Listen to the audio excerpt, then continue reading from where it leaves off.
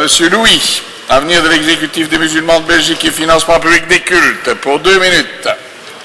Merci, Monsieur le Président.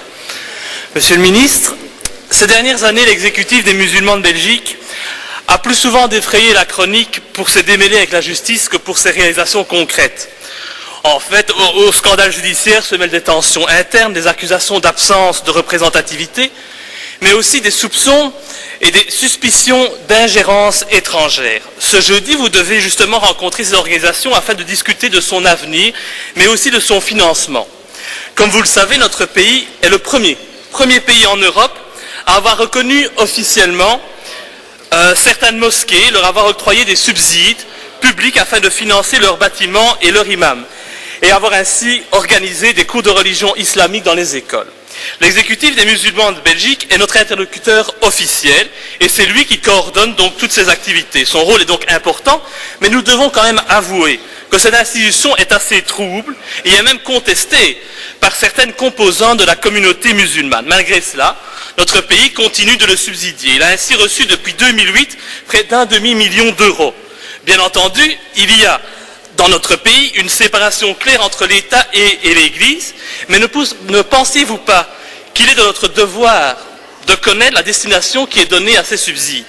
Pensez-vous, Monsieur le Ministre, que le projet de renouvellement qui est proposé garantisse un meilleur fonctionnement de cet exécutif?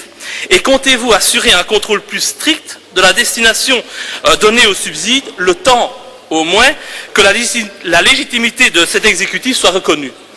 Plus largement, cette question m'amène au dossier du financement public des cultes. J'y arriverai. Oui, mais... Comme vous devez le savoir, Monsieur le Ministre, ce financement coûte près de 600 millions d'euros par an. C'est rien du tout par rapport aux dotations du prince Laurent.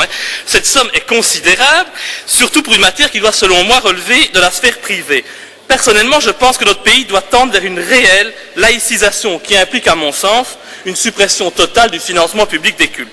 Ainsi, pensez-vous que cette évolution nécessaire aura bientôt lieu dans notre pays et que cet argent pourra ainsi être destiné à répondre aux véritables besoins de la population? Je vous remercie. Merci beaucoup, Monsieur le Ministre.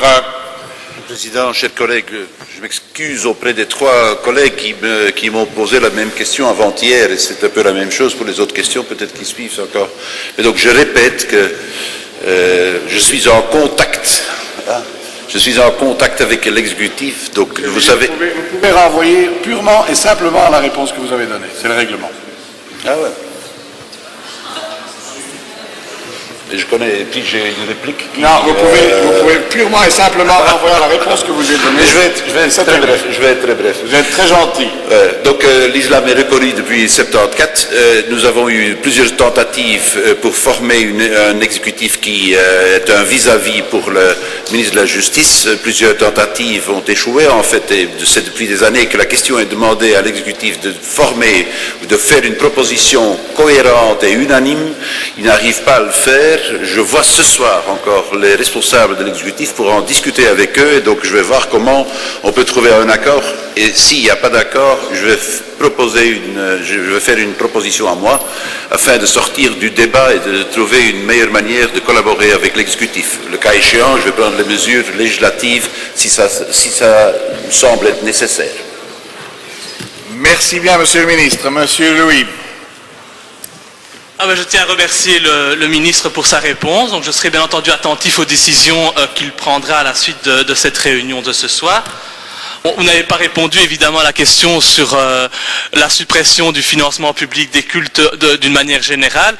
Bon, moi je pense qu'il faut absolument qu'on passe à cette séparation et à cette laïcisation et donc à cette suppression du financement public. Et donc si personne ne va dans ce sens, je déposerai une proposition de révision de la Constitution en la matière, parce que je pense que il est temps qu'on arrête de dépenser l'argent public pour financer les cultes. Voilà, merci. Merci beaucoup.